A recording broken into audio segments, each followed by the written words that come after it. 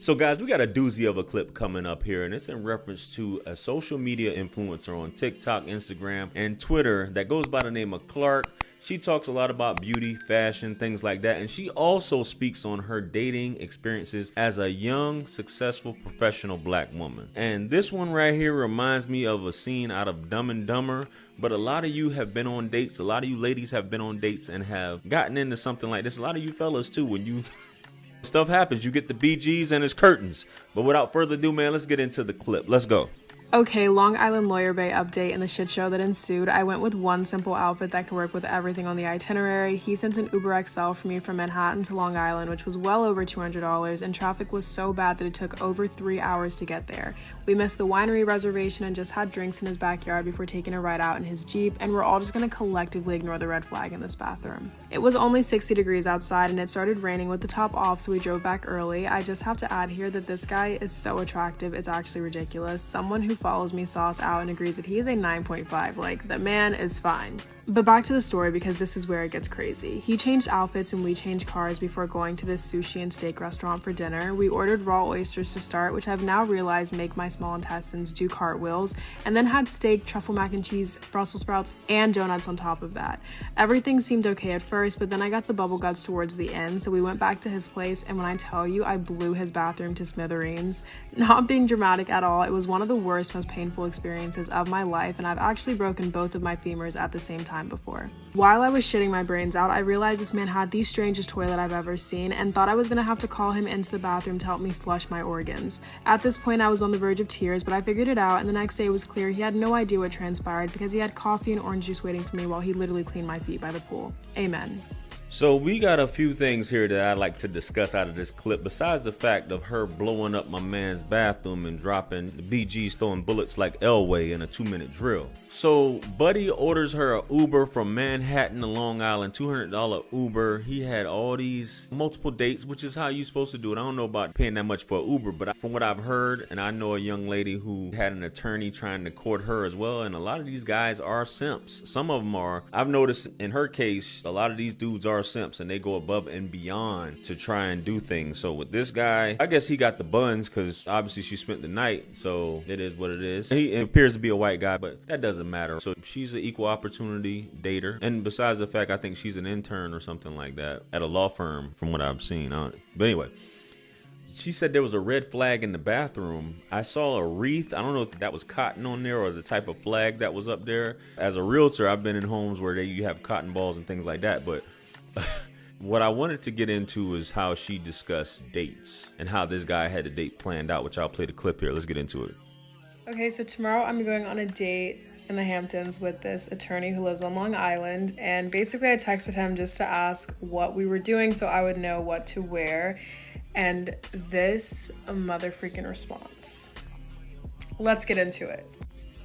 If we take a ride on the bike, wear long pants, long shirt, and flat shoes. For the Jeep, it'll be warm on the way out, windy on the way in, so you can bring a change with you in the Jeep, or we can bring a blanket. For the winery, it's casual, and for dinner, we'll go to a nice restaurant. But there's no need for dressy. Smart casual is fine there too. Whatever you're comfortable in, and I'm sure you'll look beautiful in everything, and if the weather is warm enough, we can take a jump in the pool. This is what I mean by a thoughtful, well-planned, super detailed. Like, don't ask me anything, just tell me what we're doing. He's like, you let me know where you want me to send the car to pick you up in the morning. It's gonna be about like an hour and a half, 2-hour drive. I'll see. I'm so excited. So y'all see Buddy obviously had it planned out. He had multiple dates. I guess he's been following her, so he knows what type of woman she is and how she likes dining and going to the finest locations and things like that. So he automatically knew, rubbing feet and all this other stuff like that. But baby, things happen. Whether you dropping a deuce, whatever. But we're gonna get into this next clip. Let's go. After our first date, we went like on some little walk by the pond, real cute. And the next day, he sent me like a full spa care package. For what?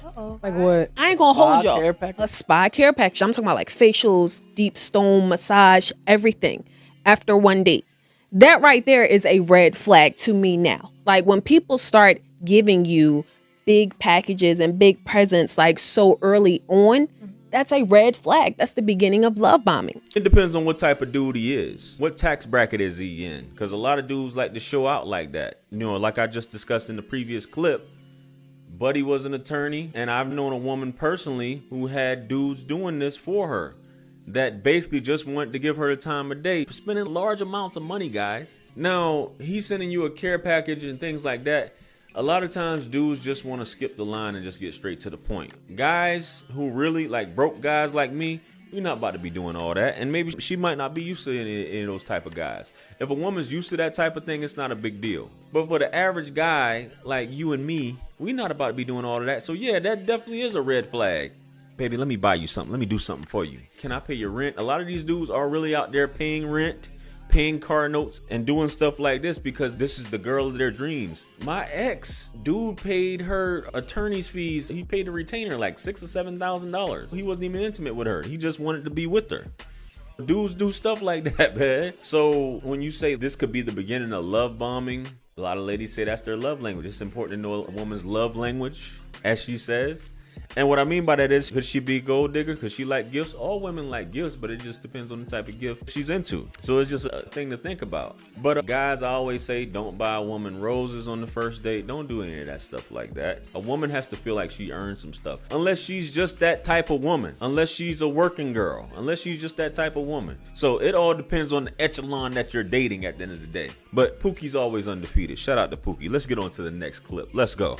People have been acting like when people turn 50, you're supposed to crawl in a hole and die. Right. You don't stop living your life just because you're aging. But I feel like because of like older generation, you used to seeing 50-year-olds behave or act a certain way. Even being in our 30s, we're not the 30-year-olds that were 30 in the 70s. Men and women in the 70s, they had a whole different lifestyle in their 30s. I'm not wearing no moo-moo. She got the martini with the olive weight, and he got the briefcase. It's not I like me a little dirty martini, though. I'm just saying, things are different now. Like, we are the new adults, and we childish as fuck. And we're also enjoying life, though. I say this all the time. Our parents and our grandparents, our great-grandparents, they were fucking depressed because they had to live a certain way. I feel like the older I get, I'm learning lessons, I'm making more money, and I'm getting finer. So I feel like if you're living your life correctly, so you should turn up even more. Life is meant to be lived. Yeah, it's definitely not over. But some of you can't move the way you used to. Some of you may have turned up so much in a young... Can you turn up all your life? Y'all gonna be partying all your life? Now, we see some ladies and some dudes. I was just having this conversation the other night. Still in their 40s and 50s, still up in the club every weekend. Still trying to get busy. Now, if that's your thing, do your thing. But at what point do you not... Some people say the moment you stop, that's when you die. You know what I mean? You hear that a lot, too. But listen, man, if you got kids, some of you said, I done raised my kids. I don't want to deal with no grandkids. Some of you looking forward to grandkids. Some of you just want to lay on a beach. Some of you just want to travel. Some of you probably just want to get high for the rest of your life. Some of the things that we used to be able to do, you may not be a fan of as you get older. And that's how life is. I always say he who hates knowledge loves death. Now, she mentioned something in terms of, yeah, you're learning more. A lot of times you're making more. A lot of times you aren't. A lot of times you're making less. Especially a lot of the ladies when you don't have a man in your life, or you don't have a man that left you a nest egg or anybody else in your family, and you're dependent on maybe your kids.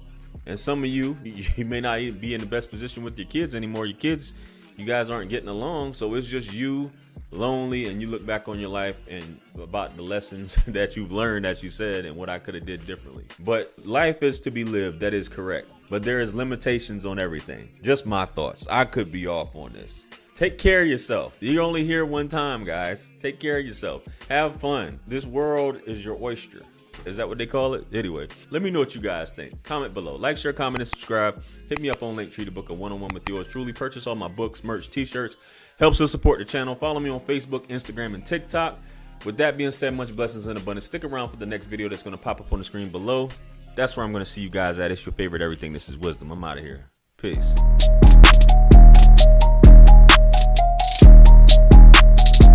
Finesse, 2